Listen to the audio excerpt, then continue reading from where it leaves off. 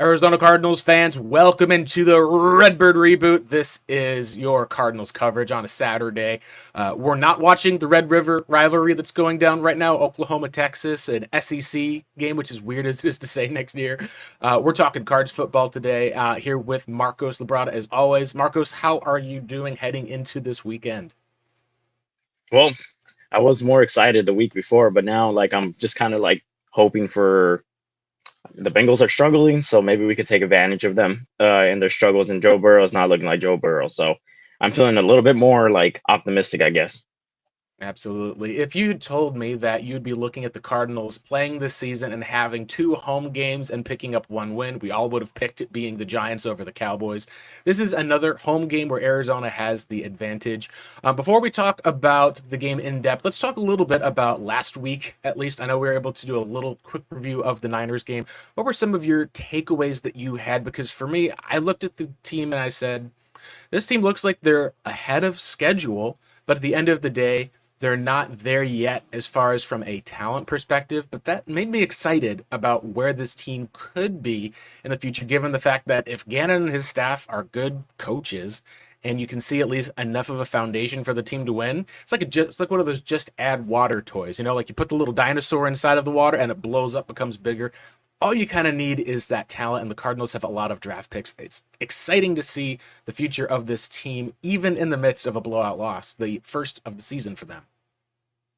Well, last week, one thing still became and still remained the issue with the Cardinals was that their inability to stop the run, especially against the 49ers, who know this Cardinals team for the last like 4 years can stop the run against them, and especially since it almost seems like Christian McCaffrey can just have his way with the Cardinals. And going into this game, I thought there would be more emphasis on that. And of course, I love Kaiser White, but Kaiser White had one of his worst games so far as a Cardinal. And most of the time, there's been so much talk about our inside linebackers and stuff. Well, in this instance, especially with the scheme that Kyle Shanahan employs, he does attack that middle of the field profusely. Not only that, but he also attacks those linebackers and he takes advantage of that. We saw that obviously in the first game of Isaiah Simmons' career, where there was a rookie implemented into a defense that he had no offseason with. It was all just digital and whatnot. So he took advantage of that. And that's the reason why he was yanked in that game, because it was clear, yeah, that's where I'm going to attack. But even then, his scheme is just predicated over hitting over the middle. I think we talked about that before the game came around with our last podcast. And it became the same norm. That's exactly where Brock Purdy attacked, mostly on those in breaking, crossing routes and whatnot, going over the middle, or just doing as much as he can with Christian McCaffrey, because Christian McCaffrey he's too good and too athletic for these linebackers to handle, and that goes for both them and the safety. So in the next matchup, obviously that has to be the emphasis. Christian McCaffrey, whatever it takes, you need to try to either put somebody who's good enough to be in any type of situation to make a tackle, to stop them, to come to do a run fit. Because we saw when I forgot what the backup was. The special teams that we have. Ezekiel Turner was a guy who got a lot of Elliott. playing time. Yeah, Zeke Turner. Which is, Yes, it's and not to say that he's a bad player. This is more of he is a backup and special teams guy that Vance Joseph and other coaches pressed enough to put in when you need to fill in. And it's just a spot of, like you said, they don't have necessarily, and this is something for NFL wide, it's really hard to find someone who's able to cover Christian McCaffrey. And if you double McCaffrey, it's going to open up things for Debo, for Brandon Ayuk, who was, for the most part of this game, wide open, it felt like, because of the protection that the Niners were getting up front and a lot of the Cardinals having to just bring people in to try to stop McCaffrey picking up 5 yards of carry. yeah, it was just it was kind of upsetting to see him just be handed the ball or thrown the ball and just pretty much just getting that extra 5 to 6 yards, or after contact just going for another 5 yards and stuff. That's not we're not going to stop anybody doing that, but especially if we're going to try to contend in this division like that, and if Christian McCaffrey's staying there long term and he remains healthy as he is, if he's going up against the Cardinals, that's top emphasis. He did in Carolina against us. He's doing it again with the 49ers. Yep.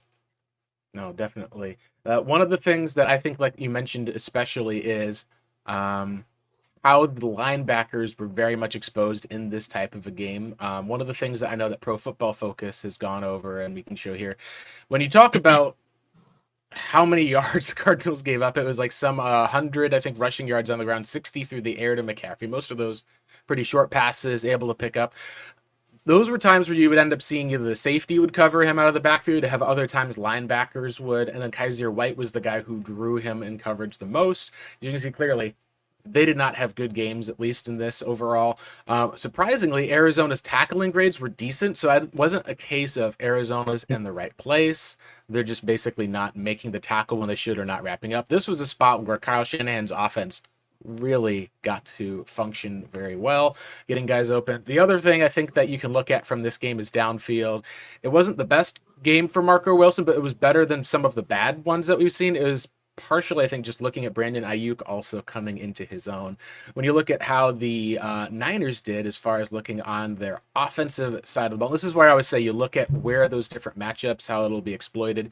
One of the biggest ones that we had this week was the Cardinals receiving, I should say Cardinals cornerbacks against the Niners receiving. These are like That's elite grades ridiculous. that you're able to see at least for both of those players, especially with Brandon Ayuk, who again had a ridiculous, I think it was like 142 or something yards receiving. It was a spot where the Cardinals not only were overmatched, I think, from a talent perspective, but you can say is when it comes down to the scheme or the timing that the team essentially needed to be able to force a turnover to stay in the game. That was something we talked about ahead of time, and they weren't able to do it. Brock Purdy and Josh Dobbs neither turned the ball over. Dobbs, I believe, recovered the one fumble he had. But this was a place where going into the game, I think you had said, like, I think it was a 27-24, and I think I had said it was closer to maybe a 30, but I still thought the Cardinals could cover the spread. I thought that they could at least get within 13 points with the closing at the end of the game. And to their credit, Cardinals kept fighting. They had those two probable touchdowns that were dropped by, I believe it was Zach Ertz and um, their player out of Philly, at least, who's lineup, at least, if I remember correctly. Anyway, the last two plays of the game. Pascal. Oh, yeah, that's right. Zach Pascal. Yeah, that's right. Last two plays of the game, trying to get that cover, did not get it. And that's something I think of seeing where expectations are for the team. If they're able to cover at this point, with the talent on this team, that's still considering a competitive, hard pushing, good team. This is the first game in which I think we could say it was not a good game from the Arizona Cardinals defense overall.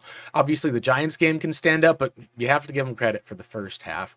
How do you feel, at least, with looking at the rest of this division moving forward? Because Seattle's offense, you've got San Francisco's just added Randy Gregory via trade. Even the Rams are going to get Cooper Kupp back this week, reportedly, which means he is going to be playing the Arizona Cardinals next week in a big divisional game. Is this a spot where Cardinals fans, should we be maybe not rooting for other teams to do well, but what do we want to see from this defense? Because if it's not a good defense, do you need to see growth, improvement? Do they need to add talent? Like, what should our expectations be?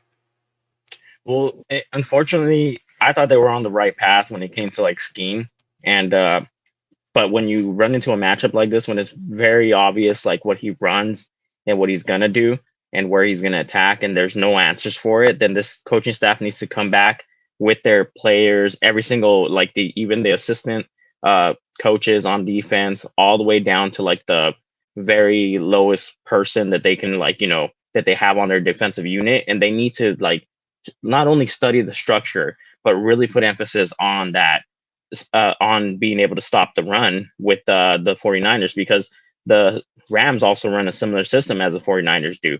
Not entirely the same, structure differently, where they do a lot of well, it kind of changes and molds with Sean McVay, but they do a lot of flood route concepts, which attacks three levels of one side of the field, which there's ways to be able to defend that. And the Cardinals sometimes do well against it, but sometimes they get picked apart. And of course, Cooper Cup's coming back to face the Cardinals, so that's always great.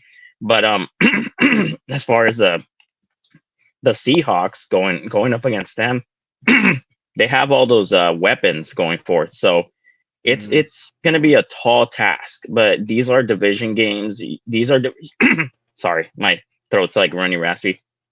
These are division games, So these are the enemies that we face twice a year. We've already faced one. So now Mhm. we got to, adapt to that and then go back to it. I have a theory that maybe might help the defense. And I will say one of your writers did bring this up, and Walter Mitchell. We probably should move Zaven back to the inside because the rotation of the linebackers that they have opposite side of Kaiser White, who's the Mike, if you put him back at the will spot, which allows him to be more like a coverage type of linebacker, as far as I know, he would probably be the best coverage linebacker in that circumstance. Because when it comes to him being at the edge, he does some very good fundamental plays. But you're I don't believe he's gonna be able to you know, be able to gain the techniques that an edge rusher would unless we keep him there for like another 1 or 2 years because he has to know the counters, he has to be able to read the tackle's leverage, his Mhm. footwork, his punch with his hands. He needs to like develop his own like type of like a not scheme, but like it's a chess match between a tackle and an edge, and that takes a while to develop. So while you're putting him there, you either commit to keeping him there, but right now it's like, well, our linebacker space is not looking great. I mean, Chris Barnes looks well, but he's still like a just a prototypical linebacker that's just gonna do as Just much gonna as he hurt. can, but yeah, but it's gonna hurt us in these matchups, especially with these schemes that attacked over the middle of the field. We're not gonna have a chance against these teams if that continues. So let's just hope that the adaptability comes sooner and maybe they might move Zaven back to the inside. Yeah, I think some of it is the fact that if you're looking at how the game had played out for the most part against the Niners, um, defensively, Zaven is someone who I think did fine as far as tackling, didn't do as great as far as coverage. He's in a weird spot as well as the team. You've seen enough injuries now that Cameron Thomas has actually been getting some snaps inside as far as being an interior, which is where I felt like his position He's good. overall would be moving toward maybe gaining some weight, becoming more of a Zach Allen type. You're going to see a different set of tools, unfortunately, so it's going to take some time to develop. But of course, he's still part of year two. It's tough because, like you said, moving him out and making more of those different plays, I think where you're seeing some advantages of Zaven has been in the run game, but not as much as far as from the run game. Like he's kind of playing contain on the edge, but as far as it goes, he's getting more coverage sacks versus actually having like he's not a natural pass rusher. So I think if you want answer wanted to be, hey, let's go ahead and take BJ Ojolari, play him a lot more for the most part, maybe rotate a bit with Jesse Luketa with Dennis Gardeck on the other side. That may not be a bad solution moving forward as Ojolari's coming forward. I think with how his run defense has been as decent so far that you're not going to be, looking at him as a liability.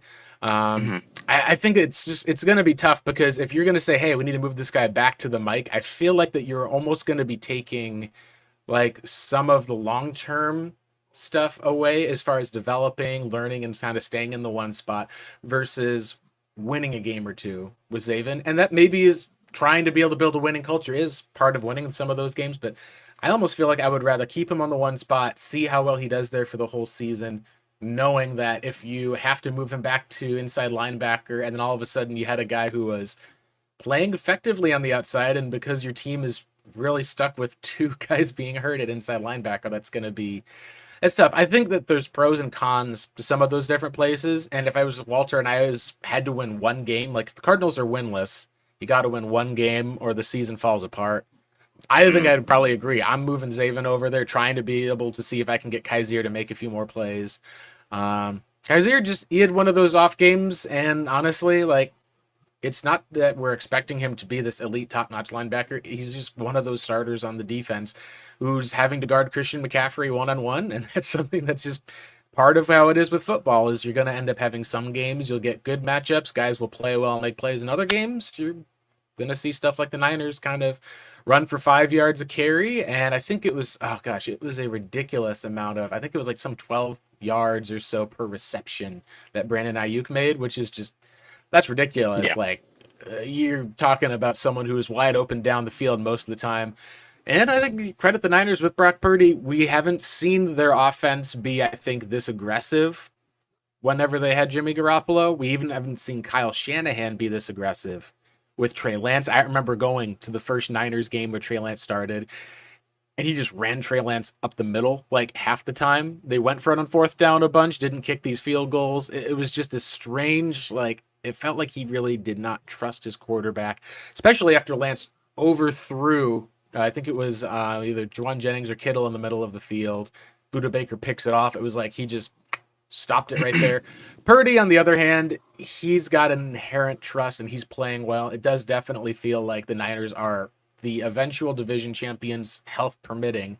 And that's who you face this week. And ultimately, at the end of the day, that's something you have to get your team ready, because that's part of the reason why Kyler Murray, at least, is quarterback you brought in to compete with these teams. Cliff Kingsbury and Steve Keimer, people you moved on from because you need to compete with perhaps the best division in the NFL. And that's just the nature of how this game goes. Yep, and because these people are the closest to you, you know your enemy very well, and obviously you have tons of film, like tons of film on both of these teams. So I get it's his first matchup against the 49ers, but this should have been a better showing, going with the fact that they have been facing like pretty good offenses and defenses alike. And let's go ahead and give props to Yep. the offense, even though the offense only put up like 16 points. It just continues to show that against like really good defenses, they do have a way of being able to move the ball. And at the very least, the scheme, while it's not perfect, it's showing that it's able to at least get these defenses on their heels and guard all blades of the, like all sides of the grass. Now, like that wasn't the case, you know, with the Cliff and Kyler regime and stuff. Mm-hmm. And yeah, to some point, it's fault on both sides where certain parts of the area were like unattainable, while you know defenses figured out Kyler's heat map is a big horseshoe that's Mm-hmm. all red and then the blue in the middle and stuff. So they didn't allocate much resources to defend in the middle of the field. Yep. With this scheme, with the adaptability, that's what this should emphasize more: attacking the middle of the field, which is both on handing off to the running back, to taking it himself, to just hitting his tight end over the middle, even his slot receiver over the middle. So hopefully with this type of emphasis going forth with the offense, it just keeps chiming, and then more film gets put out. Kyler gets to study more about this scheme, learns the playbook, obviously, while he studies recovering from rehab, and then by the time he gets to the Cardinals, if you know, whenever he starts and whatnot, he can at Yep. least mentally hit the ground running. Absolutely. Yeah, let's take a look at one of the plays that we had from that as well. We've got a. This is just from the drive. This is, of course, the Michael Wilson drive, for those who remember it. Cardinals at least are able to take the snap. You can at least see how they've got multiple concepts that are there on the left side. This is just something where you take the check down for the most part. Amari DiMercato, I believe, is the receiving back on here. Sometimes you just throw it to your running back so he can make a play. You can at least see how the Niners pass rush, for the most part, is able to pretty much keep a decent pocket for the most part. He's able to just kind of read the coverage, get it out quick, see if your guy can make a play. Ultimately, this is one of the spots that I think we saw all game, was we saw Nick Bosa lining up on either side. You can see at least how Paris, despite the strength that Nick Bosa has, he's able to ground well enough. Dobbs has enough room from DJ Humphrey's side. I thought they did a good job of handling Nick Bosa overall in the pocket.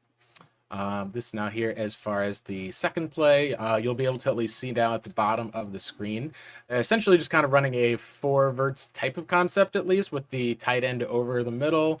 He's going to go ahead and take a big outside shot to Hollywood, who, and this is kind of just part of the way that coverage can work sometimes. You got the mismatch. The safety's on the other side of the field. He's holding the safety in the middle of the field. He drops back, and he's got a pocket where he can step up and throw. It's a little bit high. The DB also does a good job of staying in his hip pocket. This is one of those plays, I think, that it's nice to take some of those different shots, so that way you can at least accept that you're going to be able to, need to stretch the defense. What's also fun about this, though, is they do kind of make a lot of plays over here on the that side of the field, which you'll watch here in a second. This is going to be at least the next play, I believe, that you'll see a little bit of that kind of come to fruition. This is, of course, going to be that big play to Michael Wilson down the sideline. So you'll see they essentially are just say, hey, we're going to take on number 20. We can get steps on him. They bait him with a double move right here. Beautiful. He's expecting Michael Wilson to either do an out route or to run back inwards. They've got quarters coverage, I think you talked about earlier when we were talking before air, that you can see where the defense kind of spread out. You're going to get one-on-one coverage as a result. And you got a good job of protecting against Nick Bosa. Paris Johnson's able to get in there just enough, and it's not a back shoulder throw. Those are going to be very different, but it is essentially like a nice over the shoulder type of a throw where the placement is just perfect, where Michael Wilson's able to adjust by turning his body backwards around to the ball. You watch here on the left-hand side of our screen as we're breaking down this play, you can see Paris Johnson kind of steps back, gets his hands on Nick Bosa. It's a little bit late, which is something that I think you can see adjusting eventually, but when it comes down to how a play works or how it functions, Dobbs is able to essentially, where he's seeing, I think it's actually, they got two people on Bosa, and they got 99 is actually on the other side here, which I believe is Kinlaw. He's able to have enough space to slide over to the left, get enough time, reset his feet, and be able to get that throw deep. Yeah, we got away with the hold right there. Yeah, and I think some of it here, at least, is a little bit. But as far as for when it comes with the different areas, he doesn't kind of pull or grab back. Like you can see the referees looking right over here at the play. He essentially has just kind of gotten just barely enough in the way where he's there, but they at least call it, and he falls down. I think I agree with you. They could have thrown a flag here. It's one of the spots where it doesn't look like his momentum toward the quarterback was stopped. And this is part of why we talk about sliding in the pocket. If you're going to be a quarterback and you're going to slide away versus you seeing his quarterback stand still and the offensive line just kind of tugs a guy backwards, that's part of where we talk about how not that all sacks are on the quarterback, but there's a lot of things that quarterbacks can do to be able to help with. Yeah, he felt he felt the pressure, so he like slid over, and that was good on him. Yep. All right, and so then you got your next play right here, which I believe is the one that we're all remembering here for the most part. They jump back. And boom, you're able to take advantage at least of some mix-up in the defensive coverage.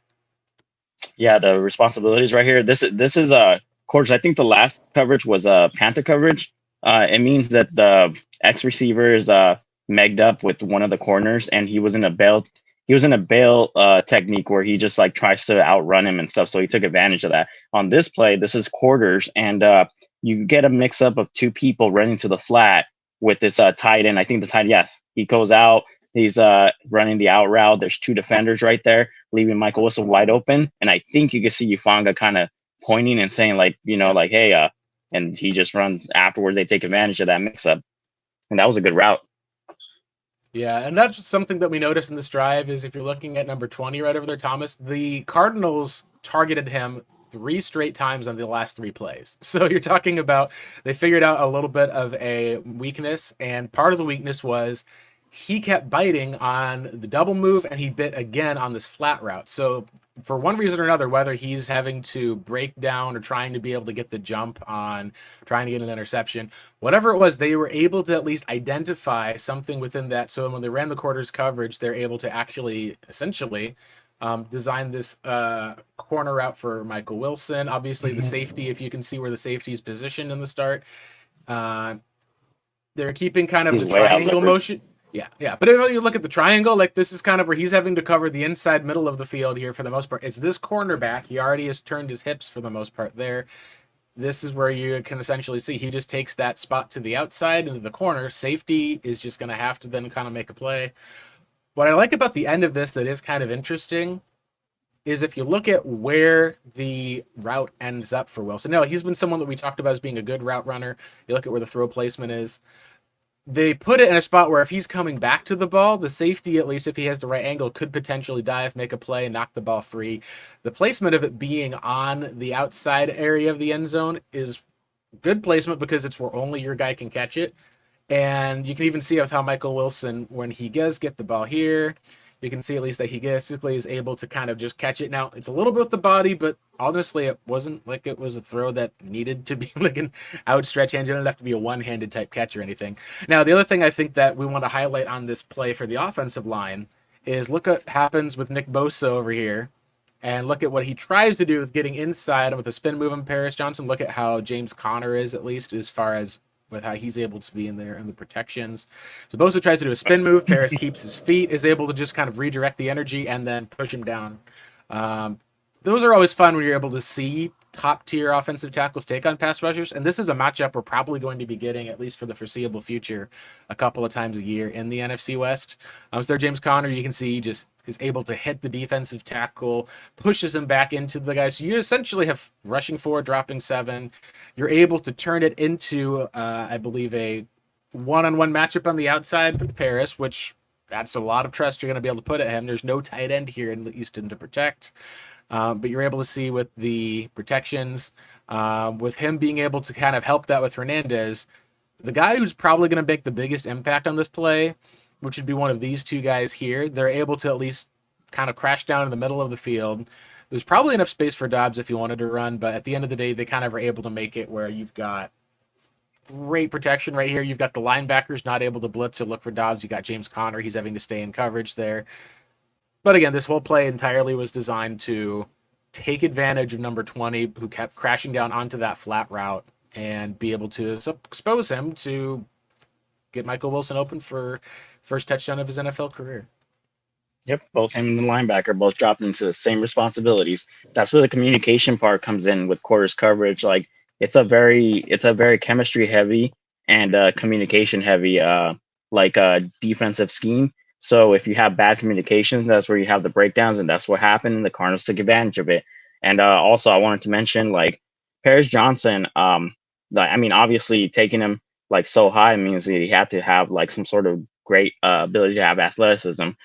He looks like an oversized tight end, and you have to have that on the outside. You don't have to have like the big bulky refrigerators. Those are mostly towards the inside because you have the defensive tackles you have to take on. So you have to weather a lot of power. Whereas in the outside, you have to have good footwork and be able to shift left and right. So when he shifted from his left to his right, being able to weather that spin move, and then obviously Nick Bosa like lost his balance. He was taken down to the ground. I mean, he neutralized him right there. So they neutralized the right side perfectly with James Conner knocking the DT down on that chip block.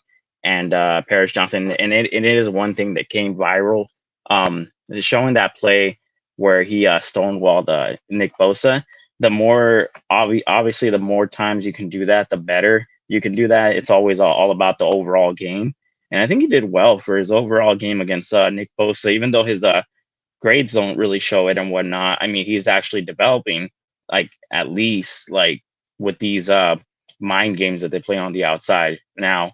As far as edge talent in the NFC West, I think that's the pinnacle right there. It's just going to be Nick Bosa. So, I mean, the next few rivalry games that we have against our own division, I think he'll hold up fine. Yeah, no, it's something at least we're excited about the future for him. Just going to do a quick thing, at least just recapping with what we see. Brian Baldinger talking about the way they're taking on with the wide 9 players that are here. You can see, obviously, your goal is to be able to get outside, be able to kind of get around those tackles. And we get to go, boom, blowing up Clelin Ferrell. And that's one of the things that I thought back to the Larry Fitzgerald block a few years ago, which I think it was either on Bosa or it was one of the Seahawks players. He did on Bosa. Yeah. And he just chip blocks, knocks him off of his socks. It's one of those places, at least, where the way that you're doing this, instead of it being more of a blindside block as far as for doing it with the chip, is it's one of those ways where you're going to get hit from the side, but you're not going to be like completely just devastatingly like hit where you're going to have a concussion or something, which is something that we've seen as far as open blocking in the field with other guys or with quarterbacks trying to run after interceptions getting blown up like Kurt Warner in the playoffs game against the Saints. It's fun to be able to see. I wish that they would use Rondale in a little bit more a way of being able to get him a few more handoffs, because like he's been doing really well as far as for how much he's averaging on his, I believe right now, this is something from Kyle Odegaard had mentioned, he's averaging 13.8 receiving yards per game this season. That's through 4 games. Despite having 0 yards, he's still averaging 13.8 receiving yards a game.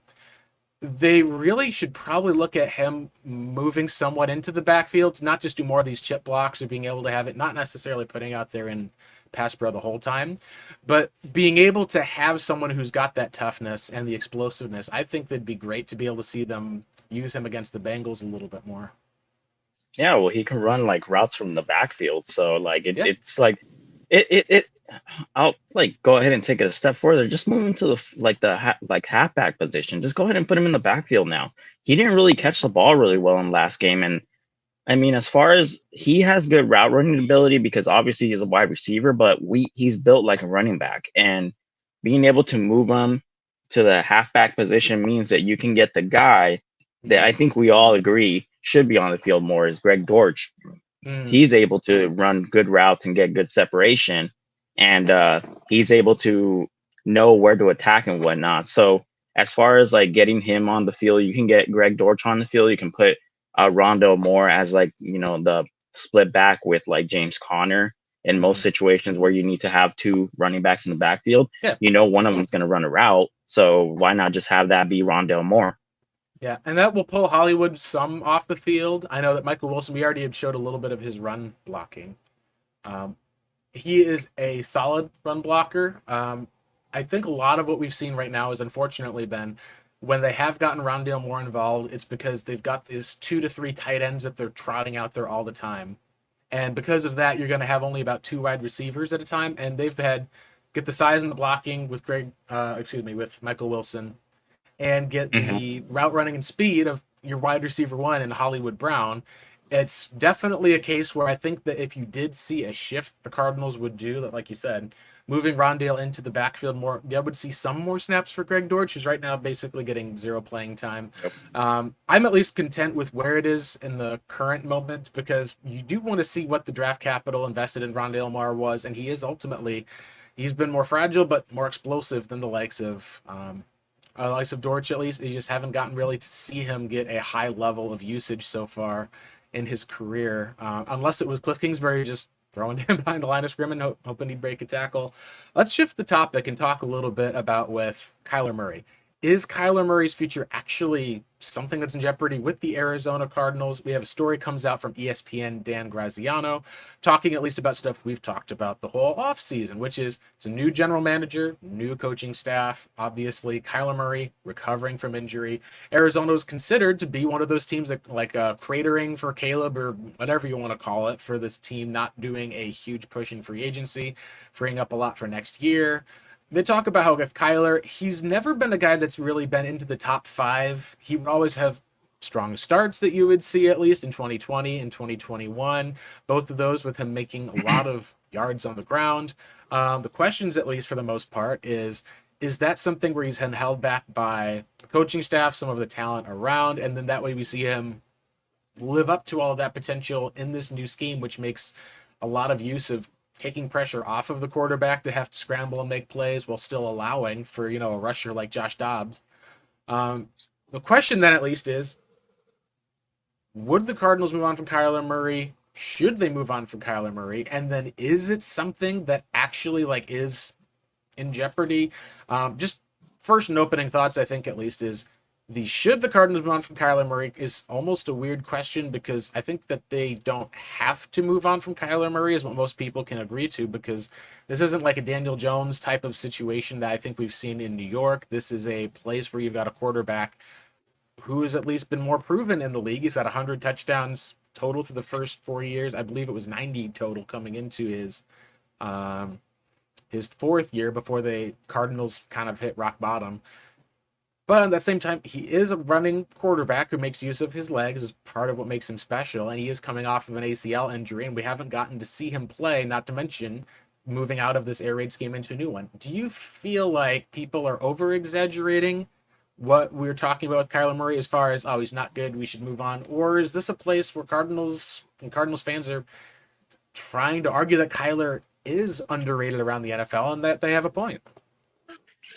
Well, what I feel is, of course, it's funny that like our storylines are being made by the national media. Like they go ahead and like they're not really paying attention to what's happening on the ground. So like they're just like, oh, this is what's going on. With the tanking allegations and whatnot. With Kyler Murray, it's 100% for me a wait and see kind of circumstance, mostly because I do believe that once your franchise quarterback ties you down to a big contract, it withholds certain situations where, like, how they say, you get yourself quarterback, you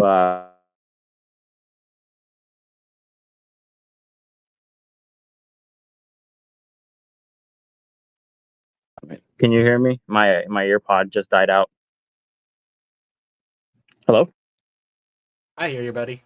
I just Okay, wanted to good. check and make sure that my headphones are starting to die a little, but I still got battery, so we're good. No, it just died just now. That's why I wanted to make sure. But so what I was mentioning about that was with the wait and see is, with the, rookie contract, you can go ahead and surround them with talent if you have somebody that's like good or like generation on that matter and able to uplift an offense. Now, we're about to go into what the first year of Kyler Murray's big contract in what is it, 2024.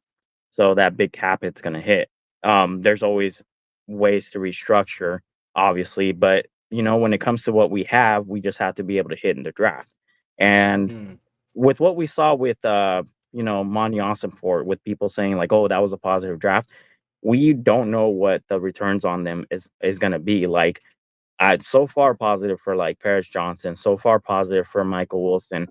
We still don't know about Ojulari or any other draft picks, and Keitrell Clark, I still believe was one of the steals in the draft. So that's good in itself. If he hits on like multiple drafts that are like the same way, where like first, second, and third, maybe even a fifth rounder can become starters or become above average starters, then you're cooking with gasoline at that point, and that's what we want. It's just very hard to attain because like doing that means like you really got to get lucky with your picks. You really got to make Hmm. sure that that's the thing. With us Yeah. moving on from Kyler Murray, like I said, it's a wait and see. I'm not gonna. So there was somebody that did mention that said give Kyler Murray a chance in this offense. I'm like, yeah, like, but by all means, I don't think anybody. There are some people that just want to move off from him straight up, but by all means, I think we all can agree we need to see what he can do in this offense and what happens if he comes back. What is he going to look like picking up this offense? Is it going to be a gradual growth? And that's what I push people to see it as. Hey, it's a gradual growth. Don't expect fireworks right off the bat. If it happens, then great. Just don't expect it because what he needs to do is grasp like what it means to be under center and taking snaps, turn your back towards the defense, and that's going to be a big adjustment. So I'm just on the wait and see terms. Yeah. No, and I agree. I think for me, a lot of times you look at where the reporting is coming from outside. This is outside agents, is what he had said, outside teams. And a lot of them, I think, are going to be looking at two things. The first one is Cardinals did not attack the offseason outside of signing Kaiser White. So a lot of people are going to say, oh, hey, look, you cut DeAndre Hopkins. You didn't sign like a premier defensive tackle. You carried $25 million in cap into the year. You're rolling it over for next year. A lot of people, instead of saying, hey, we're freeing up cap room to adjust for Kyler's contract and be able to have something to play with, they saw that as Cardinals are about to have a really down season. And when usually you see a team that's going to have a really down season and tank, you don't ever see that be teams having a down season for a pass rusher. You don't really see that being the case for a wide receiver. I know Marvin Harrison Jr. is like the hot name that people have as far as ever since last year. But some of what Arizona did effectively too, I think, starts with what they did by trading down in the NFL draft. We obviously were at least hearing for a long time that they were going to be trading down from the third overall pick. And the third overall pick selection was used on Will Anderson. Now, this is ESPN's, they had just put out their first pass rush win chart of the year. Essentially, what it does is it takes a look at where how they count a win. It's different from Pro Football Focus grading.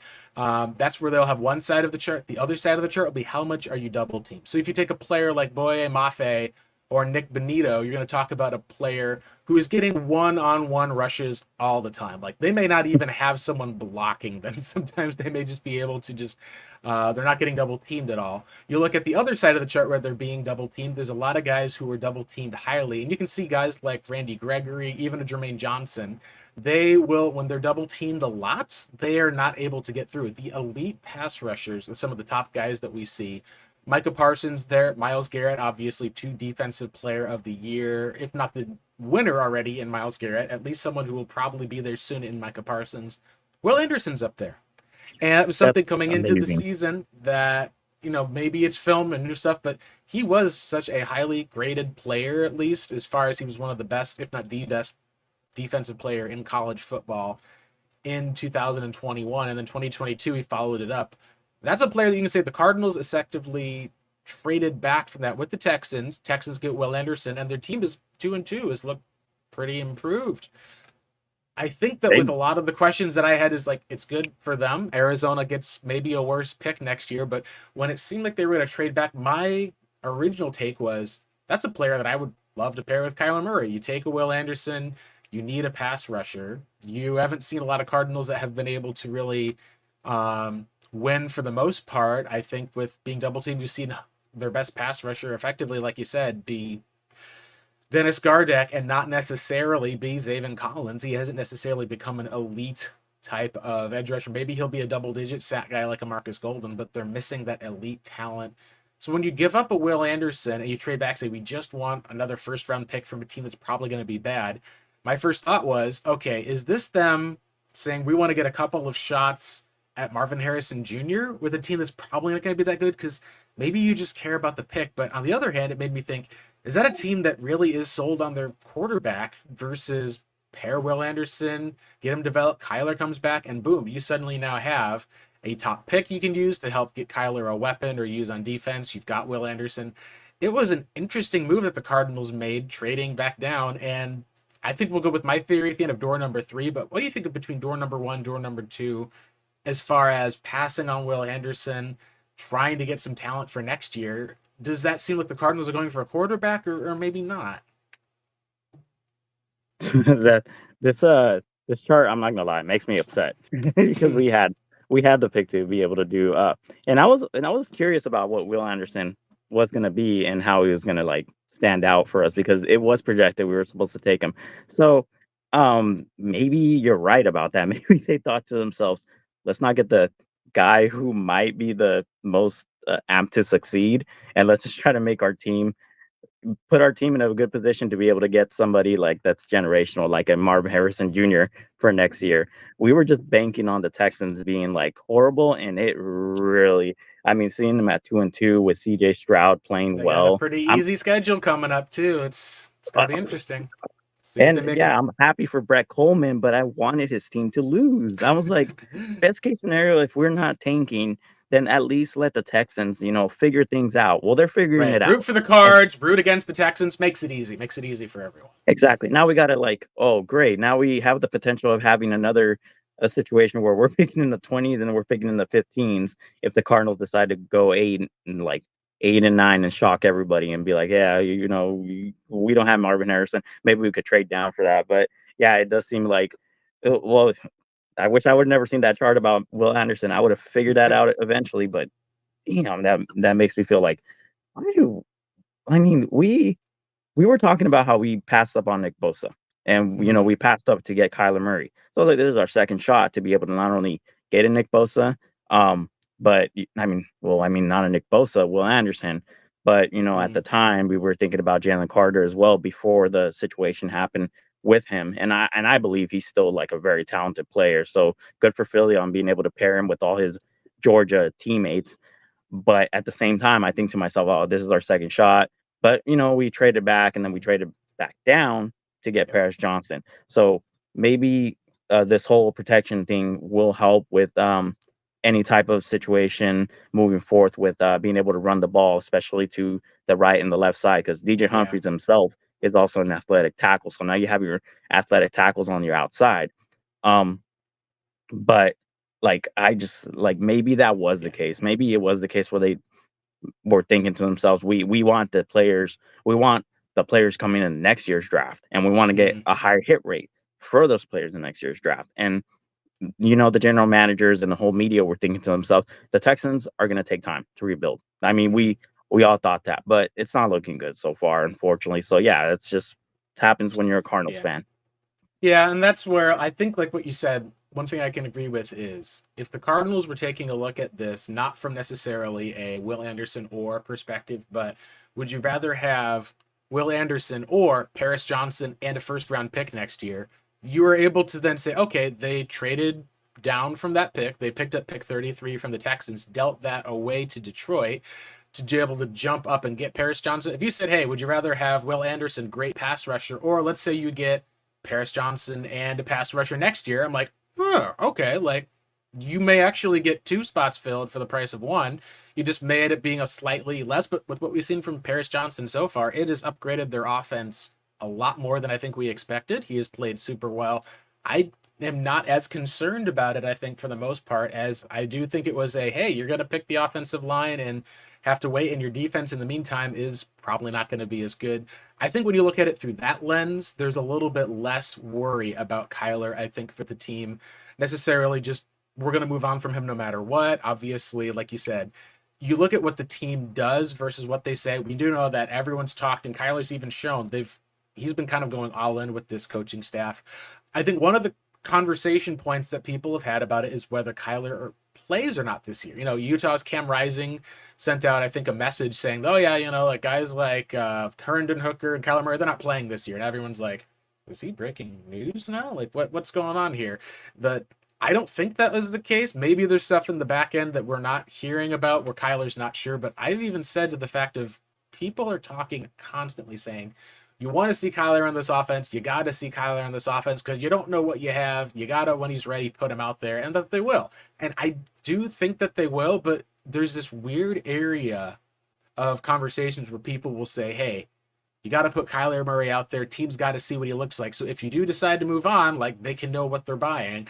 And on the other hand, they also will say, hey, there's a third of the league that would trade for Kyler Murray right this second. It's like, wait a minute, which one is it? Like, is Kyler good enough that teams are going to trade for him? Or, oh, no, you got to see what Kyler looks like. Because I personally believe that if you're the Cardinals and you do have Kyler Murray, he's not able to come back throughout the whole rest of the year, I don't think you have to play him to be able to move on from Kyler Murray. I also don't think you have to play him so another team will trade for him. I also don't know if he has to play for your team to essentially say we don't have the guy. The Cardinals, I think, will know if they have the guy internally.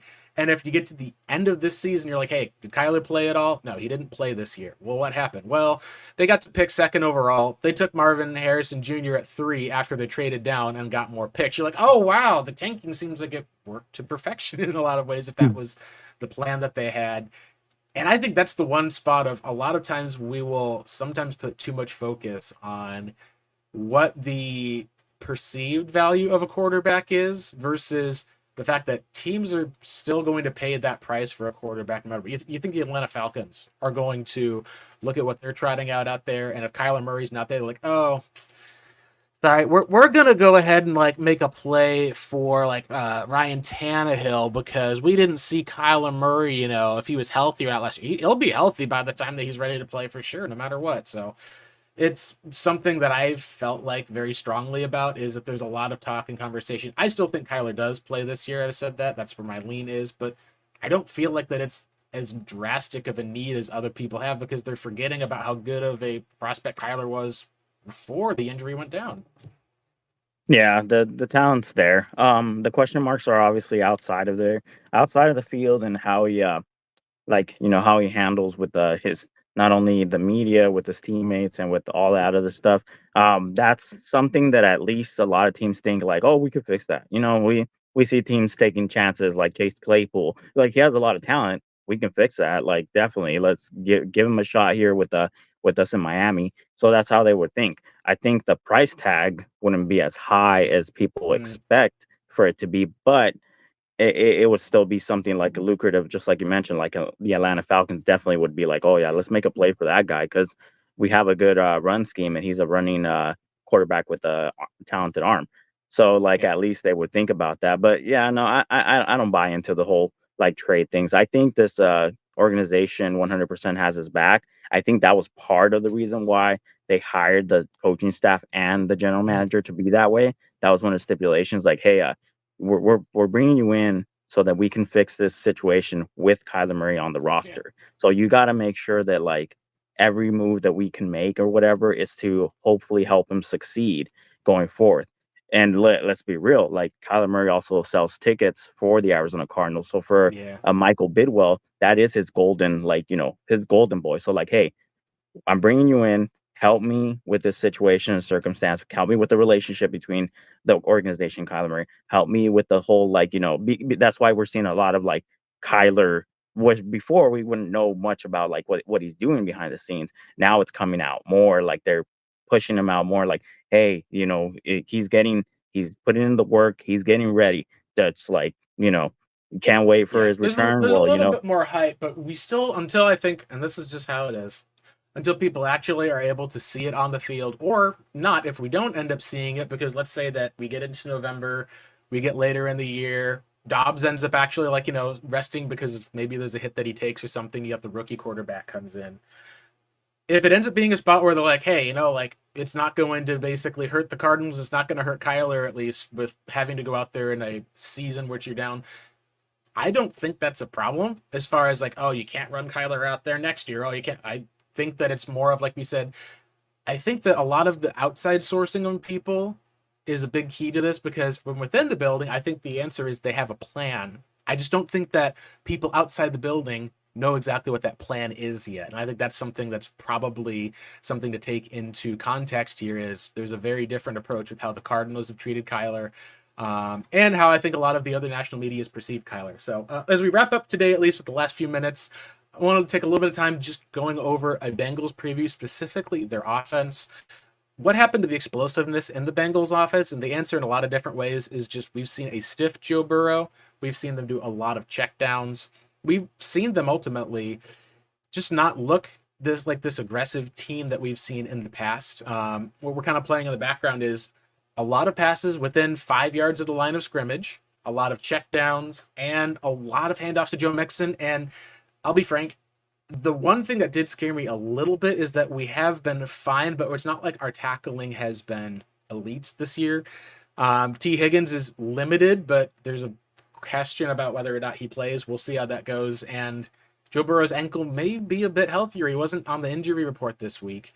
I'm kind of worried that the Bengals may have the opportunity to run the ball on us and then dink and dunk us to death, which means Cardinals are going to have to be able to step up on offense and still be able to get Joe Burrow, who's not able to move, to kind of do those check down plays. What are some of your takeaways, like, from what we've seen so far from a Bengals team that is 1-4, and probably no one would have thought that the Cardinals would have stood a chance at home in this game before the season? I think this is a move to get the coach fired. The Bengals fans have been pushing for that for Wow. like years now. That Joe Burrow is actually saving his job, so they're probably thinking to themselves, "Hey, at least we finally get rid of I forgot what his name was. No, not Zach Taylor.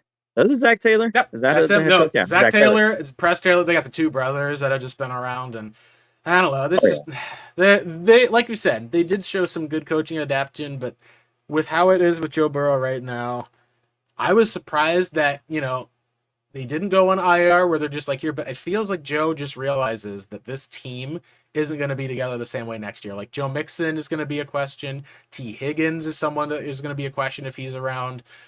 That's where I think that there's part of why he's pressing this year, is trying to be able to get that in with this team.